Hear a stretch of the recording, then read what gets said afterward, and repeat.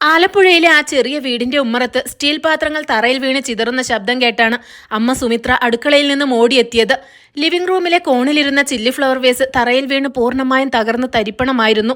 അതിനെയെല്ലാം അവഗണിച്ചുകൊണ്ട് 23-കാരിയായ ആതിര തന്റെ മുറിയിലെ അലമാരയിൽ നിന്നും വസ്ത്രങ്ങൾ പുറത്തേക്ക് വലിച്ചെറിയുകയായിരുന്നു. അവളുടെ ശ്വാസമെടുപ്പ് ദേഷ്യം കൊണ്ട് വേഗതയിലായിരുന്നു. മുഖം കരഞ്ഞു കലങ്ങി ചുമന്നിരിക്കുന്നു. ഞാൻ ഈ കല്യാണത്തിന് സമ്മതിക്കില്ല അമ്മേ, എന്നെ കൊണ്ട് അതിന് കഴിയില്ല. നിങ്ങൾ എല്ലാവരും കൂടി എന്നെ ജീവനോടെ കുഴിച്ചുമൂടാൻ നോക്കുകയാണോ? ഒരൊറ്റ ആലോചന വന്നപ്പോഴേക്കും എന്റെ ജീവിതം ഇങ്ങനെ ഒരാൾക്ക് മുന്നിൽ പണയം വെക്കാൻ നിങ്ങൾക്ക് എങ്ങനെ മനസ്സ് വന്നു? ആതിരയുടെ ശബ്ദത്തിൽ ദേഷ്യവും നിരാശയും ഒരുപോലെ കലർന്നിരുന്നു. സുമിത്ര തറയിൽ കിടന്ന വസ്ത്രങ്ങൾ ഓരോന്നായി എടുത്ത് കട്ടിലേക്ക് വെക്കാൻ ശ്രമിച്ചുകൊണ്ട് അവളെ ശാന്തയാക്കാൻ നോക്കി. മോളെ, നീ കുറച്ചൊന്ന് വിവേകത്തോടെ ചിന്തിക്ക്. നമ്മുടെ കുടുംബത്തിന്റെ ഇപ്പോഴത്തെ അവസ്ഥ നീ കാണുന്നതല്ലേ?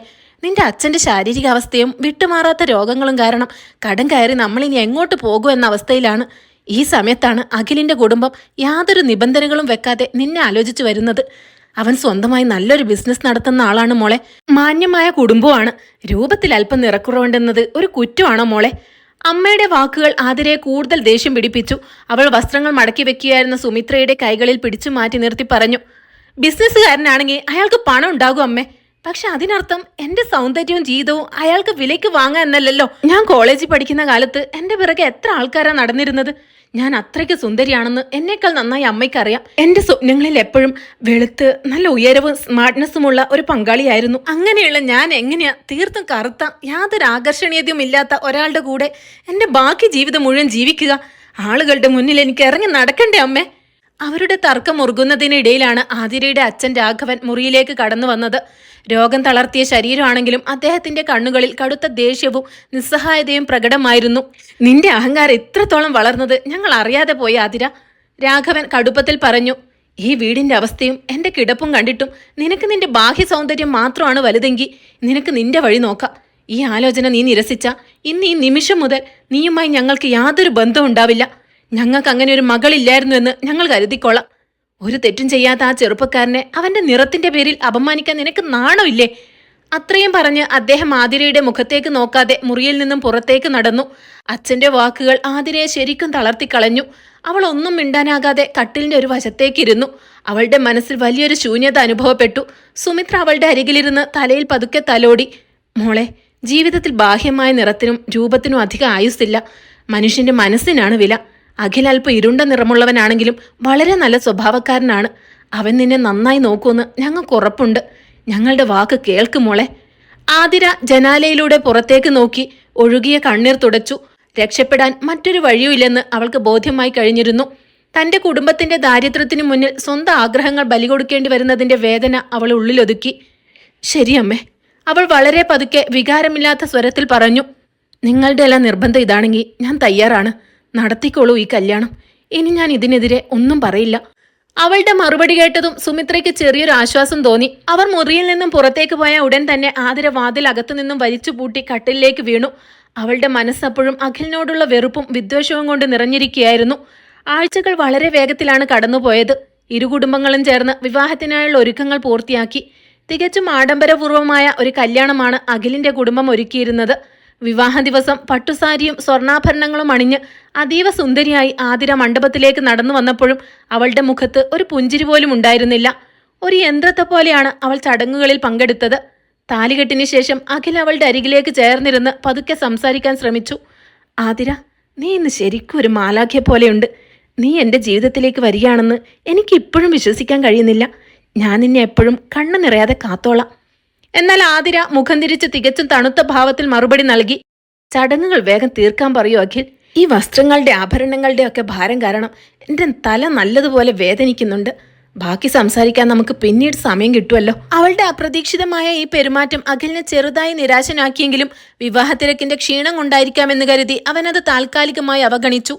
ചടങ്ങുകൾ അവസാനിച്ചതോടെ ആതിര തന്റെ സ്വന്തം വീടിന്റെ പടിയിറങ്ങി അഖിലിന്റെ പുതിയ ജീവിതത്തിലേക്ക് യാത്രയായി. വിവാഹ ചടങ്ങുകൾക്ക് ശേഷം അഖിലിന്റെ തറവാട്ട് വീട്ടിലേക്ക് എത്തുമ്പോൾ നേരം സന്ധ്യയായിരുന്നു.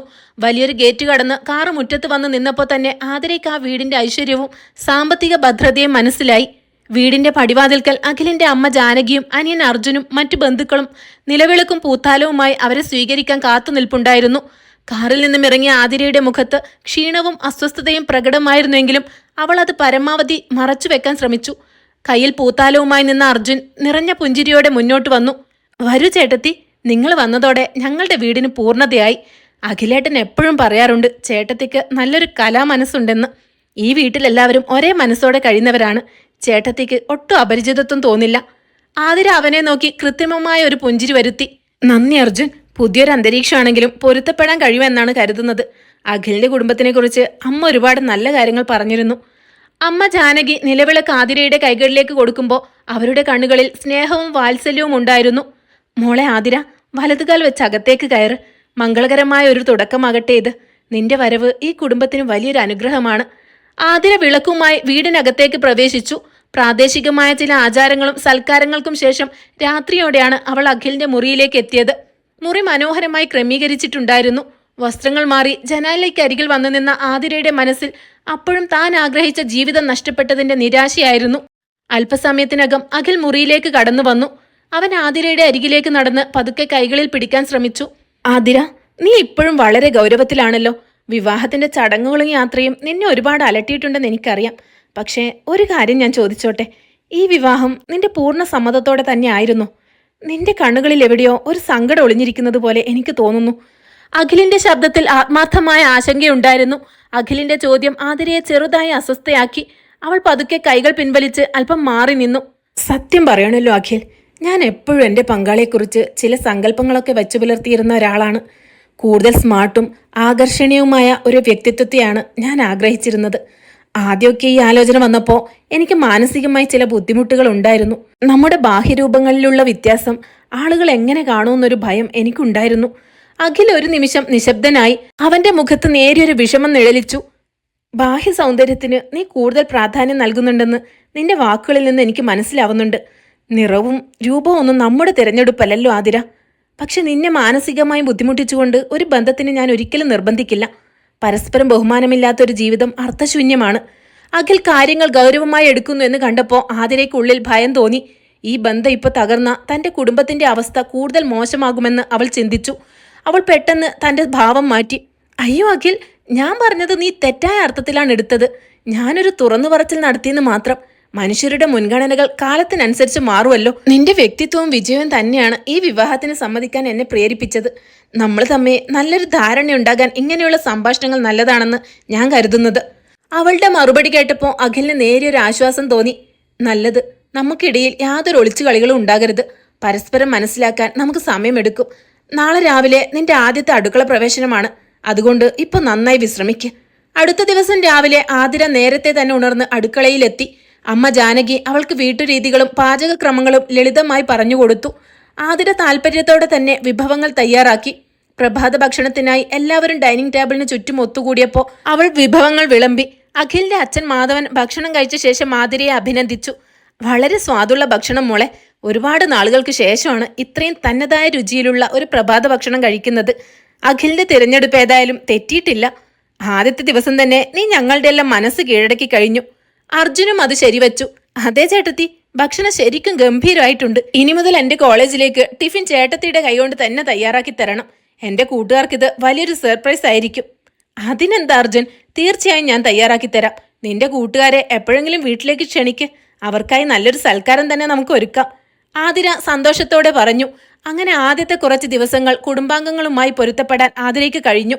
വീട്ടിൽ അവൾ ഒരു നല്ല മരുമകളായി പെരുമാറിയെങ്കിലും ഉള്ളിൽ അപ്പോഴും അഖിലിന്റെ നിറത്തോടും രൂപത്തോടുമുള്ള വിയോജിപ്പ് പൂർണ്ണമായി മാറിയിരുന്നില്ല. ആ സാമ്പത്തിക ഭദ്രതയും ആഡംബരവും നൽകുന്ന സുരക്ഷിതത്വം മാത്രമാണ് അവളെ ആ വീട്ടിൽ നിലനിർത്തിയിരുന്നത്. ഒരു ദിവസം വൈകുന്നേരം അഖിലിനൊപ്പം നഗരത്തിലെ ഒരു വലിയ ഷോപ്പിംഗ് മാളിലേക്ക് പോകാൻ അവൾ തീരുമാനിച്ചു. തന്റെ ആഗ്രഹങ്ങൾ ഓരോന്നായി നേടിയെടുക്കാനുള്ള ഒരു അവസരമായിട്ടാണ് അവൾ അതിനെ കണ്ടത്. നഗരത്തിലെ ഏറ്റവും വലിയ ഷോപ്പിംഗ് മാളിൽ അഖിലിനൊപ്പം നടക്കുമ്പോൾ ആതിര വില കൂടിയ വസ്ത്രങ്ങളും ബ്രാൻഡഡ് ഉൽപ്പന്നങ്ങളും തിരഞ്ഞെടുക്കുന്നതിൽ മാത്രമായിരുന്നു ശ്രദ്ധ കേന്ദ്രീകരിച്ചിരുന്നത്. അഖിൽ യാതൊരു മടിയും കൂടാതെ അവൾ ആവശ്യപ്പെട്ടതെല്ലാം വാങ്ങി നൽകിക്കൊണ്ടിരുന്നു. പണം ചിലവഴിക്കുന്നതിൽ അവൻ കാണിച്ച ഉദാരത ആതിരയ്ക്ക് വലിയൊരു ആത്മവിശ്വാസം നൽകി. അഖിൽ, ആ കൗണ്ടറിലിരിക്കുന്ന കോസ്മെറ്റിക്സ് കിറ്റും കൂടി എനിക്ക് വേണം. പിന്നെ ഈ പുതിയ ഡിസൈനിലുള്ള സാരി എനിക്ക് വളരെ നന്നായി ഇണങ്ങുമെന്ന് തോന്നുന്നു. ആതിര ഒട്ടും മടി കൂടാതെ പറഞ്ഞു. തീർച്ചയായും ആതിര, നിനക്ക് ഇഷ്ടമുള്ളത് എന്തും എടുത്തോളൂ. നിന്റെ സന്തോഷമാണ് എനിക്ക് പ്രധാനം. അഖിൽ ശാന്തമായി മറുപടി നൽകി. ഷോപ്പിംഗ് തുടർന്നുകൊണ്ടിരിക്കെയാണ് അപ്രതീക്ഷിതമായി ആതിര തന്റെ കോളേജ് കൂട്ടുകാരിയായ നയനയെയും അവളുടെ ഭർത്താവ് രോഹിത്തിനെയും അവിടെ കണ്ടത്. രോഹിത് വെളുത്ത് ഉയർന്ന ശരീരപ്രകൃതമുള്ള ആളായിരുന്നു. അവരെ കണ്ടതും ആതിരയുടെ ഉള്ളിൽ ഒരു പരിഭ്രമം ഉടലെടുത്തു. അഖിലിന്റെ കറുത്ത നിറം കണ്ട് നയന തന്നെ കളിയാക്കുമോ എന്ന ചിന്ത അവളെ പെട്ടെന്ന് അസ്വസ്ഥയാക്കി. അവൾ അഖിലിന്റെ കൈകളിൽ പിടിച്ച് മറ്റൊരു വശത്തേക്ക് മാറാൻ ശ്രമിച്ചു. എന്നാൽ അതിനു മുമ്പ് തന്നെ നയന അവരെ ശ്രദ്ധിക്കുകയും അടുത്തേക്ക് വരികയും ചെയ്തു. ആഹാ, ആതിരയല്ലേ ഇത്? നിന്റെ കല്യാണം കഴിഞ്ഞ വിവരം ഞാൻ അറിഞ്ഞിരുന്നു, പക്ഷെ വരാൻ പറ്റിയില്ല. ഇതാണോ നിന്റെ ഭർത്താവ്? നയന ചോദിച്ചു. ആതിര തികച്ചും വിമുഖതയോടെ അഖിലിനെ പരിചയപ്പെടുത്തി. അഖിൽ വളരെ മാന്യമായി അവരോട് സംസാരിക്കുകയും ബിസിനസ് ആവശ്യങ്ങൾക്കായി ലളിതമായി സ്വയം പരിചയപ്പെടുത്തുകയും ചെയ്തു. അല്പസമയത്തിനു ശേഷം പുരുഷന്മാർ രണ്ടുപേരും മാളിലെ മറ്റൊരു സെക്ഷനിലേക്ക് മാറിയപ്പോൾ നയന ആതിരയുടെ അരികിലേക്ക് നീങ്ങി നിന്നു. ആതിര, നീ എപ്പോഴും കോളേജിൽ വെച്ച് പറഞ്ഞിരുന്നത് വളരെ സ്മാർട്ടും വെളുത്തതുമായ ഒരാളെ മാത്രമേ കല്യാണം കഴിക്കൂ എന്നല്ലേ? നിന്റെ ഭർത്താവ് സാമ്പത്തികമായി നല്ല നിലയിലാണെന്ന് മനസ്സിലായി, പക്ഷെ രൂപത്തിൽ അല്പം ഇരുണ്ടതാണല്ലോ. നിനക്ക് ചേർച്ച കുറവ് തോന്നുന്നില്ലേ? നയനയുടെ ചോദ്യം ആതിരയുടെ അഭിമാനത്തിനേറ്റ വലിയൊരു പ്രഹരമായിരുന്നു. ആതിര തന്റെ നാണക്കേട് മറച്ചുവെക്കാൻ ശ്രമിച്ചുകൊണ്ട് മറുപടി നൽകി. രൂപത്തിലല്ലല്ലോ നയന കാര്യം, സാമ്പത്തിക ഭദ്രതയും ജീവിത സാഹചര്യങ്ങളും അല്ലേ പ്രധാനം. എന്റെ വീട്ടിലെ സാഹചര്യങ്ങൾ കാരണമാണ് ഈ ആലോചനയ്ക്ക് സമ്മതിച്ചത്. എങ്കിലും ചില ഒത്തുതീർപ്പുകൾ ജീവിതത്തിൽ അനിവാര്യമാണല്ലോ. അന്ന് വീട്ടിൽ തിരിച്ചെത്തിയത് മുതൽ ആതിര തികച്ചും മൗനിയായിരുന്നു. അഖിൽ എത്ര ചോദിച്ചിട്ടും അവൾ കൃത്യമായ മറുപടി നൽകിയില്ല. അഖിലിനോടുള്ള അവളുടെ ഉള്ളിലെ വിയോജിപ്പ് കൂടുതൽ ശക്തമാകാൻ ആ കൂടിക്കാഴ്ച കാരണമായി. സ്വന്തം ജീവിതം ഒരു കറുത്ത മനുഷ്യന്റെ കൂടെ തീർക്കേണ്ടി വരുന്നതിലുള്ള നിരാശ അവളെ ഒരു പുതിയ ചിന്തയിലേക്ക് നയിച്ചു. അടുത്ത ദിവസം മുറിയിൽ തനിച്ചിരുന്നപ്പോൾ ആതിര തന്റെ ഫോണിലെ പഴയൊരു സോഷ്യൽ ഡേറ്റിംഗ് ആപ്ലിക്കേഷൻ വീണ്ടും ഇൻസ്റ്റാൾ ചെയ്തു. യഥാർത്ഥ ജീവിതത്തിൽ തനിക്ക് ലഭിക്കാത്ത ആ സങ്കല്പ പുരുഷനെ ഓൺലൈൻ ലോകത്തെങ്കിലും കണ്ടെത്തണമെന്ന ചിന്ത അവളെ ഭരിച്ചു. സ്വന്തം ഐഡന്റിറ്റി വെളിപ്പെടുത്താതിരിക്കാൻ മാളവിക എന്ന വ്യാജപ്പേരിൽ ഒരു സുന്ദരി പെൺകുട്ടിയുടെ ചിത്രം അപ്ലോഡ് ചെയ്താണ് അവൾ പ്രൊഫൈൽ നിർമ്മിച്ചത്. ഇതേസമയം അഖിലിന്റെ അനിയനായ അർജുനും തന്റെ സുഹൃത്തുക്കളുടെ നിർബന്ധത്തിന് വഴങ്ങി വിനോദത്തിന് വേണ്ടി സിദ്ധാർത്ഥ് എന്ന വ്യാജ പേരിൽ ഇതേ ആപ്ലിക്കേഷനിൽ ഒരു അക്കൗണ്ട് തുറന്നിട്ടുണ്ടായിരുന്നു. യാദൃശ്ചികമായി അർജുന്റെ പ്രൊഫൈൽ ആതിരയുടെ ശ്രദ്ധയിൽപ്പെടുകയും അവൾ ഒരു ഫ്രണ്ട് റിക്വസ്റ്റ് അയക്കുകയും ചെയ്തു. ഇരുവരും പരസ്പരം യഥാർത്ഥത്തിൽ ആരാണെന്ന് തിരിച്ചറിഞ്ഞിരുന്നില്ല. അന്ന് വൈകുന്നേരം കോളേജ് കഴിഞ്ഞെത്തിയ അർജുൻ ഹാളിലിരുന്ന് ഫോൺ നോക്കുന്നത് ആതിര കണ്ടു. എന്താ അർജുൻ, എപ്പോഴും ഫോണിൽ തന്നെയാണല്ലോ ശ്രദ്ധ, എന്തെങ്കിലും പുതിയ വിശേഷങ്ങളുണ്ടോ? അവൾ വെറുതെ ചോദിച്ചു. ഒന്നുമില്ല ചേട്ടത്തി, കോളേജിലെ ചില കാര്യങ്ങൾ നോക്കുകയായിരുന്നു. അർജുൻ പരുങ്ങലോടെ മറുപടി നൽകി. ആതിര തന്റെ മുറിയിലേക്ക് തിരികെ പോയി വാതിലടച്ച് ഫോൺ കയ്യിലെടുത്തു. ഓൺലൈൻ ലോകത്ത് അവർ തമ്മിലുള്ള ചാറ്റിംഗ് അതിവേഗം പുരോഗമിക്കുകയായിരുന്നു. അർജുന്റെ മാന്യമായ സംഭാഷണ ശൈലിയും ചിന്തകളും ആതിരയെ ആകർഷിച്ചു. താൻ ആഗ്രഹിച്ച തരത്തിലുള്ള ഒരു പുരുഷനാണിതെന്ന ചിന്ത അവളിൽ ശക്തമായി. സിദ്ധാർത്ഥ്, നിന്റെ ഓരോ വാക്കുകളും എന്നെ ഒരുപാട് സ്വാധീനിക്കുന്നുണ്ട്. യഥാർത്ഥ ജീവിതത്തിൽ എനിക്ക് നഷ്ടപ്പെട്ട എന്തോ ഒന്ന് നിന്നിലൂടെ തിരികെ ലഭിക്കുന്നത് പോലെ തോന്നുന്നു. ആതിര മെസ്സേജ് അയച്ചു. മാളവിക, എനിക്കും നിന്നോട് സംസാരിക്കുമ്പോൾ വലിയൊരു ആശ്വാസം തോന്നാറുണ്ട്. നമ്മുടെ ചിന്തകൾ തമ്മിൽ നല്ലൊരു പൊരുത്തമുണ്ട്. അർജുൻ മറുപടി നൽകി. ഈ സമാന്തര പ്രണയം ദിവസങ്ങൾ കഴിയുന്തോറും കൂടുതൽ ആഴത്തിലുള്ളതായി മാറി. ആതിര തന്റെ യഥാർത്ഥ കുടുംബജീവിതത്തിൽ നിന്നും പൂർണ്ണമായി മാനസികമായി അകലാൻ തുടങ്ങി. വീട്ടുജോലികളിലും കുടുംബാംഗങ്ങളുമായുള്ള പെരുമാറ്റത്തിലും അവൾ വിമുഖത കാണിച്ചു. രാത്രി വൈകും വരെ ഫോണിൽ മുഴുകിയിരിക്കുന്ന അവളുടെ സ്വഭാവം അഖിലിൽ പതുക്കെ സംശയങ്ങൾ ജനിപ്പിച്ചു തുടങ്ങി. ഒരു രാത്രിയിൽ മുറിയിലെ നേരിയ വെളിച്ചത്തിലിരുന്ന് ആതിര പുഞ്ചിരിയോടെ ചാറ്റ് ചെയ്യുന്നത് കണ്ട് അഖിൽ പെട്ടെന്നുണർന്നു. ആതിര, ഇത്രയും വൈകിട്ടും നീ ആരോടാണ് സംസാരിക്കുന്നത്? കഴിഞ്ഞ കുറച്ച് ദിവസങ്ങളായി നീ എപ്പോഴും ഫോണിൽ തന്നെയാണല്ലോ. അഖിലിന്റെ ശബ്ദത്തിൽ ഗൗരവമുണ്ടായിരുന്നു. ആതിര പെട്ടെന്ന് ഫോൺ മറച്ചുവെച്ചു. എന്റെ പഴയ കോളേജ് സുഹൃത്തുക്കളുടെ ഗ്രൂപ്പാണ് അഖിൽ. നമ്മൾ തമ്മിൽ സംസാരിക്കാൻ അധികം കാര്യങ്ങളൊന്നും ഇല്ലല്ലോ. അതുകൊണ്ട് ഞാൻ എൻ്റെ സുഹൃത്തുക്കളോട് സംസാരിക്കുകയായിരുന്നു. അതിലെന്താ തെറ്റ്? അവളുടെ തണുത്ത മറുപടി അഖിലിന്റെ മനസ്സിനെ ആഴത്തിൽ വേദനിപ്പിച്ചു. തങ്ങൾക്കിടയിലെ അകലം വർദ്ധിച്ചു കൊണ്ടിരിക്കുകയാണെന്ന് അവൻ തിരിച്ചറിഞ്ഞു. ആതിരയുടെയും അർജുന്റെയും ഓൺലൈൻ ബന്ധം വീട്ടിലെ ദൈനംദിന ജീവിതത്തെ ബാധിക്കാൻ തുടങ്ങിയിരുന്നു. അഖിൽ ബിസിനസ് ആവശ്യങ്ങൾക്കായി പുറത്തു പോകുമ്പോഴെല്ലാം ആതിര മുറിക്കുള്ളിൽ അടച്ചിരുന്ന് ചാറ്റിങ്ങിൽ മുഴുകി. എന്നാൽ ഇതിനിടയിലാണ് അർജുന്റെ ജീവിതത്തിൽ ഒരു പുതിയ മാറ്റം ഉണ്ടാകുന്നത്. വീട്ടുകാരുടെ നിർബന്ധപ്രകാരം അവന് ദിയ എന്ന പെൺകുട്ടിയുമായി വിവാഹം ആലോചിക്കുകയും ആദ്യ കൂടിക്കാഴ്ചയിൽ തന്നെ അവർ പരസ്പരം ഇഷ്ടപ്പെടുകയും ചെയ്തു. വിവാഹം ഉറപ്പിച്ചതോടെ അർജുൻ തന്റെ ശ്രദ്ധ പൂർണ്ണമായും ദിയയിലേക്ക് മാറ്റി. അവൻ ഡേറ്റിംഗ് ആപ്പിൽ കയറുന്നത് കുറയ്ക്കുകയും മാളവികയുടെ മെസ്സേജുകൾ അവഗണിക്കാൻ തുടങ്ങുകയും ചെയ്തു. എന്നാൽ സിദ്ധാർത്ഥിൽ നിന്നും മറുപടികൾ വൈകുന്നത് ആതിരയെ വല്ലാതെ അസ്വസ്ഥയാക്കി. താൻ ജീവനേക്കാൾ സ്നേഹിക്കുന്നയാൾ തന്നെ ഒഴിവാക്കിയാണോ എന്ന ഭയം അവളെ പിടികൂടി. അർജുന്റെയും ദിയയുടെയും വിവാഹ തിരക്കുകളിലേക്ക് കുടുംബം വേഗത്തിൽ നീങ്ങി. വീട്ടിൽ ബന്ധുക്കൾ വരാനും ഒരുക്കങ്ങൾ തുടങ്ങാനും ആരംഭിച്ചു. അർജുന് വേണ്ടി വസ്ത്രങ്ങൾ തിരഞ്ഞെടുക്കാനുള്ള ചുമതല ജാനകി ആതിരയാണ് ഏൽപ്പിച്ചത്. ആതിര മോളെ, നീയും അഖിലും കൂടി നാളെ ടൗണിൽ പോയി അർജുനും ദിയക്കും വേണ്ട വെഡ്ഡിംഗ് ഡ്രസ്സുകൾ ഫൈനൽ ചെയ്യണം. നിനക്ക് നല്ല സെൻസ് ഉള്ളത് കൊണ്ട് നീ തന്നെ മുൻകൈ എടുക്കണം, ജാനകി പറഞ്ഞു. ശരിയമ്മേ, ഞാൻ നോക്കിക്കൊള്ളാം. ആതിര മനസ്സില്ലാ മനസ്സോടെ സമ്മതിച്ചു. അടുത്ത ദിവസം ഷോപ്പിങ്ങിനിടയിലും ആതിരയുടെ ശ്രദ്ധ മുഴുവൻ ഫോണിലായിരുന്നു. അവൾ സിദ്ധാർത്ഥിന് തുടരെ മെസ്സേജുകൾ അയച്ചുകൊണ്ടിരുന്നു. അവളുടെ ഈ അലസതയും മാറി നിൽക്കലും അഖിലിനെ കൂടുതൽ വേദനിപ്പിച്ചു. ആതിര, നീ എന്റെ കൂടെ ആയിരിക്കുമ്പോൾ പോലും മാനസികമായി എവിടെയോ ആണെന്ന് എനിക്ക് തോന്നാറുണ്ട്. എന്നോടുള്ള നിന്റെ താല്പര്യക്കുറവ് എനിക്ക് മനസ്സിലാവും. പക്ഷെ കുടുംബത്തിലെ പ്രധാനപ്പെട്ട കാര്യങ്ങളിലെങ്കിലും നീ കുറച്ച് ശ്രദ്ധ കാണിക്കണം. അഖിൽ പക്വതയോടെ ഓർമ്മിപ്പിച്ചു. ഞാൻ ഇവിടെ തന്നെ ഉണ്ടാകിൽ അനാവശ്യമായി കാര്യങ്ങൾ വലിപ്പിച്ചു കൂട്ടല്ലേ. ആതിര അല്പം ദേഷ്യത്തോടെ മറുപടി നൽകി തിരിഞ്ഞു നടന്നു. ദിവസങ്ങൾ കടന്നുപോയി. അർജുന്റെയും ദിയയുടെയും വിവാഹം ലളിതവും മനോഹരവുമായ ചടങ്ങുകളോടെ നടന്നു. പുതിയ മരുമകളായി ദിയ ആ വീട്ടിലേക്ക് എത്തിയപ്പോൾ ആതിരയ്ക്ക് വീട്ടിലെ തന്റെ മേധാവിത്വം നഷ്ടപ്പെടുമോ എന്ന ചെറിയൊരു ആശങ്കയുണ്ടായിരുന്നു. എങ്കിലും അവളുടെ ചിന്തകൾ മുഴുവൻ സിദ്ധാർത്ഥിനെ എങ്ങനെ തിരികെ കിട്ടും എന്നതിനെക്കുറിച്ചായിരുന്നു.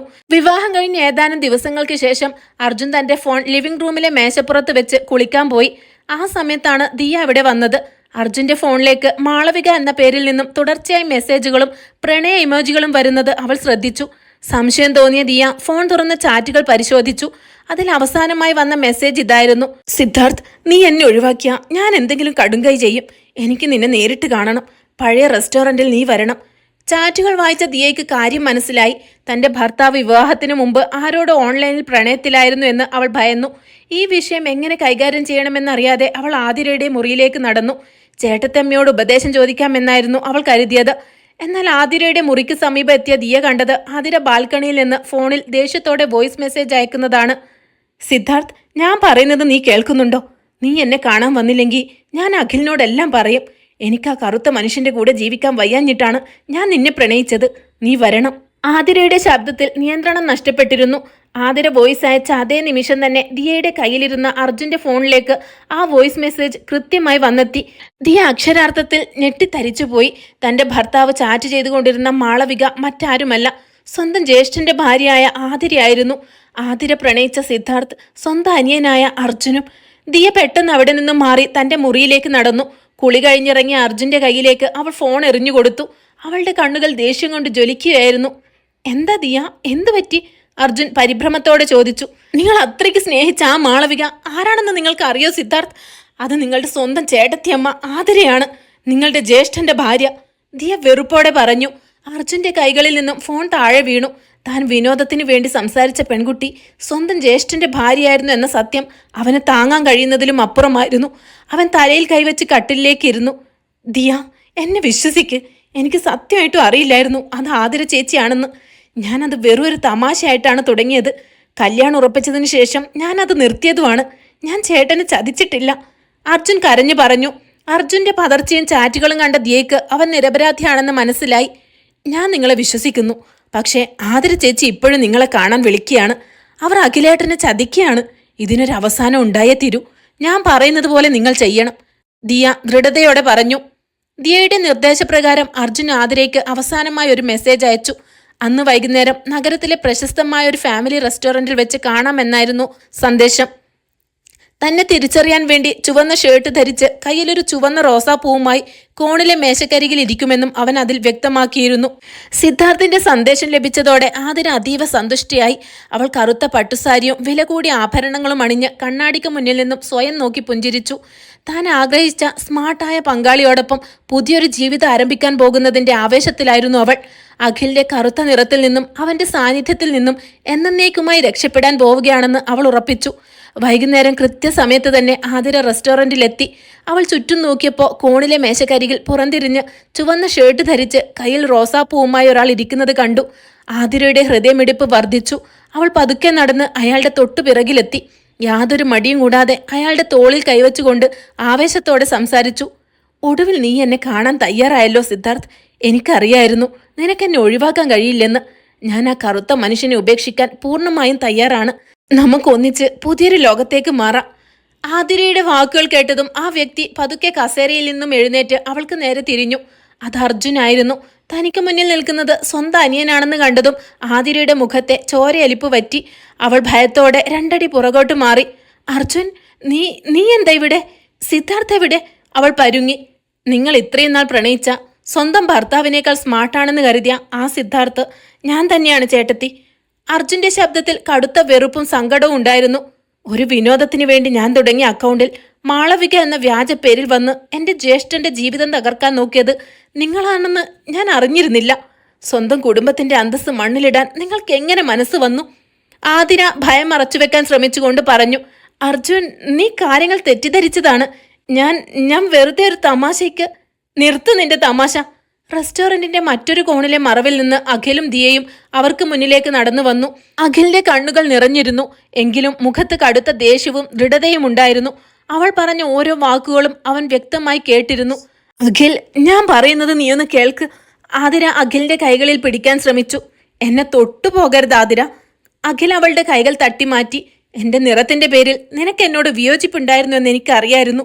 പക്ഷെ എൻ്റെ സാമ്പത്തിക ഭദ്രതയും പണവും ആസ്വദിച്ചുകൊണ്ട് തന്നെ നീ എൻ്റെ കുടുംബത്തെയും എന്നെയും ഇത്ര ക്രൂരമായി ചതിക്കുമെന്ന് ഞാൻ സ്വപ്നത്തിൽ പോലും കരുതിയില്ല.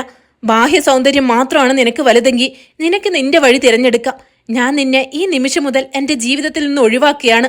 നമ്മൾ തമ്മിലുള്ള ബന്ധം ഇവിടെ അവസാനിക്കുന്നു. നിയമപരമായ വിവാഹമോചനത്തിനായുള്ള നടപടികൾ ഞാൻ ഉടൻ ആരംഭിക്കും. ദിയ മുന്നോട്ട് വന്ന് ആതിരയെ നോക്കി വെറുപ്പോടെ പറഞ്ഞു. നിങ്ങളെ രാജ്ഞിയെപ്പോലെ നോക്കിയ ഒരു മനുഷ്യന്റെ മനസ്സിനെയാണ് നിങ്ങൾ നിറത്തിന്റെ പേരിൽ അപമാനിച്ചത്. സ്വന്തം അഹങ്കാരം കൊണ്ട് നിങ്ങൾ നിങ്ങളുടെ ജീവിതം തന്നെയാണ് ഇല്ലാതാക്കിയത്. ഇനി ആ വീട്ടിൽ നിങ്ങൾക്ക് യാതൊരു സ്ഥാനവും ഇല്ല. അർജുനും ദിയയും ചേർന്ന് തകർന്നു പോയ അഖിലിനെ കൂട്ടി റെസ്റ്റോറന്റിൽ നിന്നും പുറത്തേക്ക് നടന്നു. അവർ കാറിൽ കയറി പോകുന്നത് നോക്കി ആതിര അവിടെ നിർജീവമായി നിന്നു. റെസ്റ്റോറന്റിലിരുന്ന ആളുകളുടെ നോട്ടം തനിക്ക് നേരെയാണെന്നറിഞ്ഞപ്പോൾ അവളുടെ ഉള്ളിലെ അഹങ്കാരമെല്ലാം തകർന്ന് തരിപ്പണമായി. താൻ കാണിച്ച വിഡ്ഢിത്തത്തിന്റെ ആഴം അവൾക്ക് ബോധ്യമായി തുടങ്ങി. സ്വന്തം കുടുംബത്തിന്റെ ദാരിദ്ര്യം മാറ്റിയ, തനിക്ക് ആഡംബര ജീവിതം നൽകിയ അഖിലിന്റെ സ്നേഹം അവൾക്ക് നഷ്ടപ്പെട്ടു കഴിഞ്ഞിരുന്നു. ഓൺലൈൻ പ്രണയം എന്ന വ്യാജ ലോകം അവളെ പൂർണ്ണമായും ചതിക്കുകയായിരുന്നു. അഖിലിന്റെ പണമോ അർജുന്റെ സ്നേഹമോ കുടുംബത്തിന്റെ സുരക്ഷിതത്വമോ ഇനി അവൾക്ക് ലഭിക്കില്ല. താൻ അത്രമേൽ അഹങ്കരിച്ചിരുന്ന ബാഹ്യ സൗന്ദര്യം കൊണ്ട് ഇനി യാതൊരു പ്രയോജനവും ഇല്ലെന്ന് തിരിച്ചറിഞ്ഞ് കണ്ണീരൊഴുക്കിക്കൊണ്ട് ആതിര ആ റെസ്റ്റോറന്റിന്റെ നടുവിൽ തികച്ചും അനാഥയായി നിന്നു. താൽക്കാലികമായ ചില സുഖത്തിനു വേണ്ടി അവൾ പടുത്തുയർത്തിയ അവളുടെ ജീവിതം ഒരു ചില്ലുകൊട്ടാരം പോലെ തകർന്നു വീണു.